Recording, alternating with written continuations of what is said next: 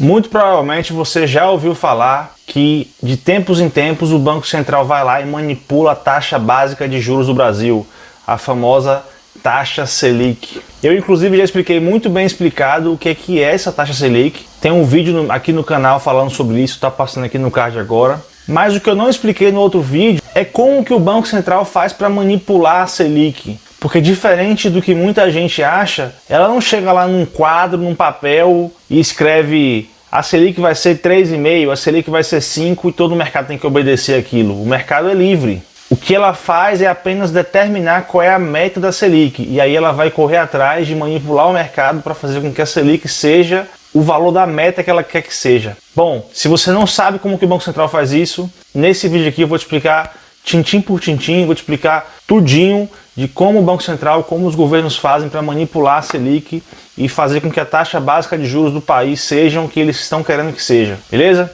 Chega de papo então, bota o capacete que vai chover informação, vamos começar logo esse vídeo.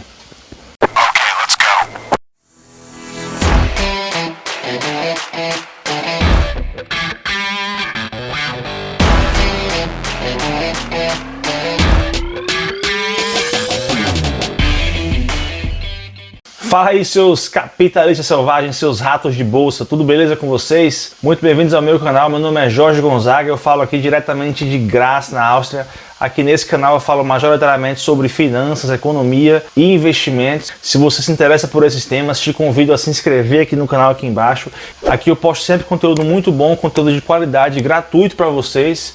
E inclusive esse conteúdo de hoje também está de altíssima qualidade. Te convido também a dar o seu like aqui. E vamos finalmente então para o tema do vídeo, que é como que o governo mexe na Selic, como que na verdade o Banco Central faz com que a Selic seja o que eles querem que seja, né? Como é que ele manipula o valor da Selic. Muito bem, então, a primeira coisa que eu quero que vocês internalizem é que existe uma relação entre inflação, oferta monetária e taxa de juros. Quando eu falo taxa de juros, eu estou falando da Selic, no caso do Brasil, e quando eu falo de oferta monetária, eu estou falando da quantidade de dinheiro disponível naquela moeda, ou seja, a base monetária. Então, quando você mexe em um, você acaba refletindo no outro. Se você abaixa a taxa de juros, provavelmente sua base monetária será maior e sua inflação será maior, e o contrário também vale. Esse conceito é importante para você entender as intenções do Banco Central na hora que ele faz as operações dele para manipular a Selic. Uma outra coisa que é importante você entender é como que o sistema bancário funciona.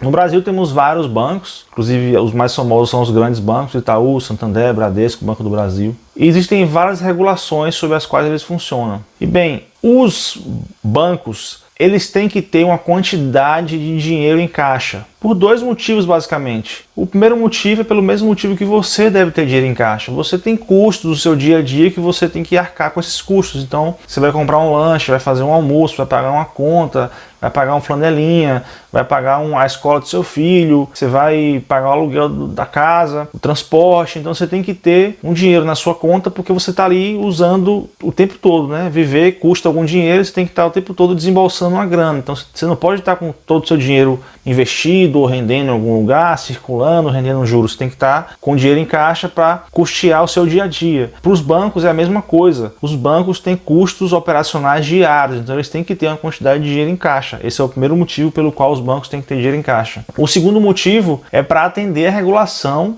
do sistema financeiro brasileiro de um negócio chamado compulsório. O compulsório nada mais é do que uma quantidade mínima de dinheiro que os bancos devem ter nas suas reservas bancárias junto ao Banco Central. Pois, como eu falei, os bancos eles estão tendo entradas e saídas de caixa, de fluxo de caixa o tempo inteiro. Está gastando, está recebendo. E no final do dia, quando o dia acaba, ele tem que ter um mínimo de dinheiro nas suas reservas bancárias. Esse mínimo dá-se o nome de compulsório. Inclusive nos Estados Unidos, o Fed, que é o Banco Central americano, chama o compulsório de Reserve Requirement. Se você entrar no site do Banco Central do Brasil, você vê lá a regulação explicando sobre o compulsório. Inclusive, várias coisas que eu vou falar nesse vídeo aqui, você consegue acessar pelo Banco Central e entender como que essa regulação funciona, essa dinâmica funciona. Mas se o banco não tem o mínimo na sua reserva bancária para atender a regulação do compulsório, o que é que ele faz?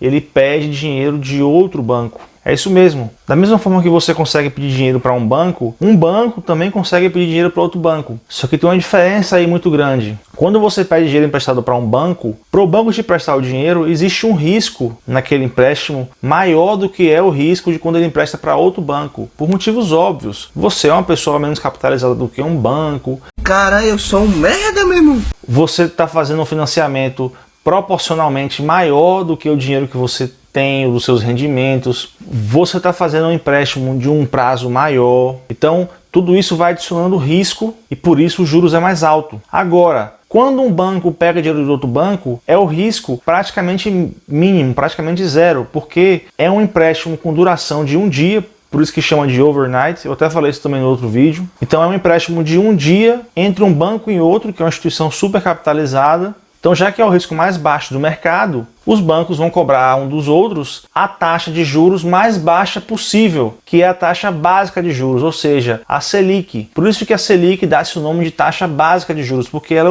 é o juros mínimo do mercado. É os juros que um banco paga ao outro pelos seus empréstimos de overnight, já que esse é o empréstimo de menor risco possível. Logo, ele vai ter um rendimento de menor juros possível. Bravo!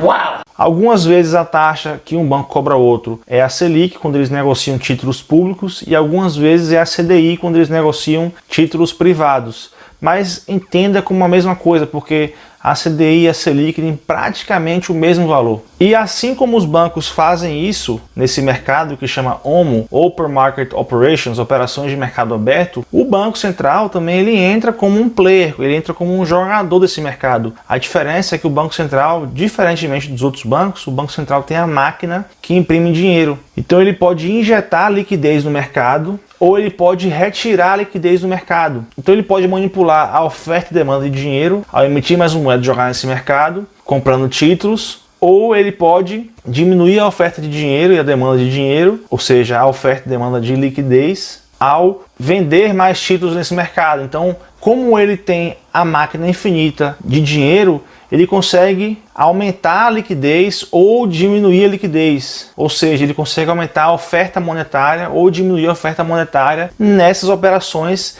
entre os bancos, que ele entra com mais um player, só que ele é um player coringa, ele é um jogador coringa. Bando de burguês safado! Eu vou dar um exemplo aqui meio esdrúxulo, mas imagine que aqui na cidade onde eu moro tem uma feira de carne e tem vários produtores de carne lá vendendo a preços diferentes a carne. E digamos que eu sou uma pessoa com superpoderes e que eu consigo criar carne do nada. E que eu tenho também superpoderes e eu consigo criar dinheiro do nada.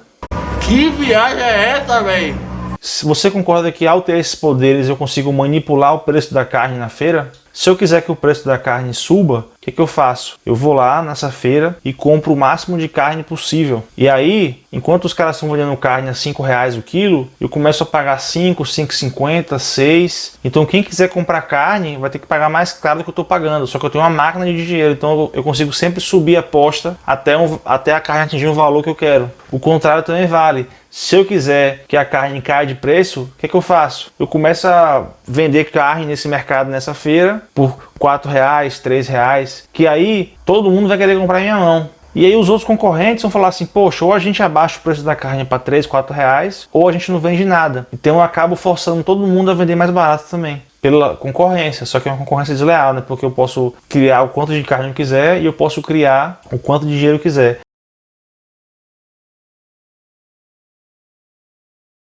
É um exemplo meio tosco, meio esdrúxulo, mas é exatamente isso que o Banco Central faz. Só que a diferença é que não é com carne e dinheiro, é com títulos de dívida e dinheiro.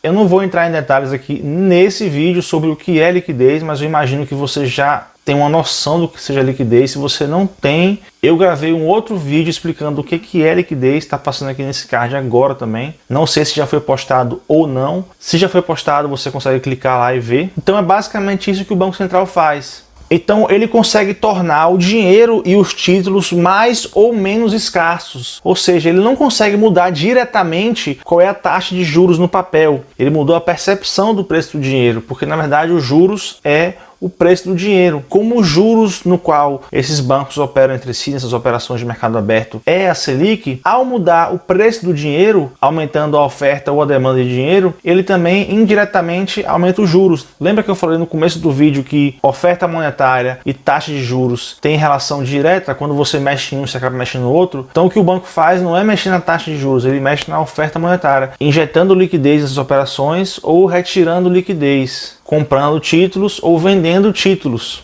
E aí, consequentemente, ele muda a taxa de juros, só que ele faz isso todo dia. Inclusive, é por isso que tem um termo chamado Selic Meta.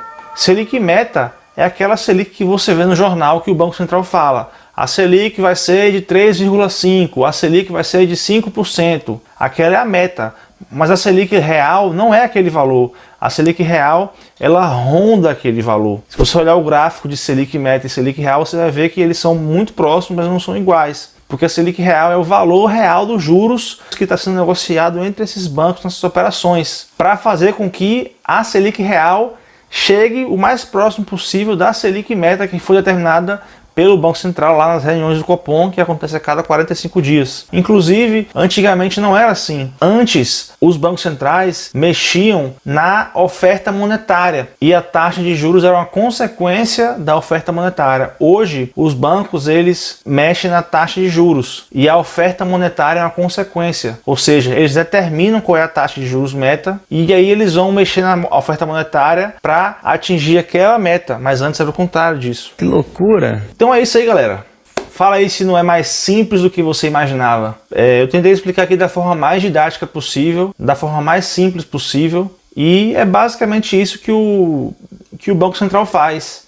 Não tem muito segredo, o que acontece é exatamente isso que eu expliquei agora, e eu espero que você tenha entendido. Se você tem alguma dúvida ainda, deixa aqui embaixo nos comentários. E se você gostou desse vídeo, se você gostou de mim, considere se inscrever no canal, dar um like nesse vídeo. Se você não gostou desse vídeo, manda um e-mail para ninguém se importa com sua crítica@gmail.com. Eu vou ficando por aqui, um abraço, espalhe a palavra e tchau!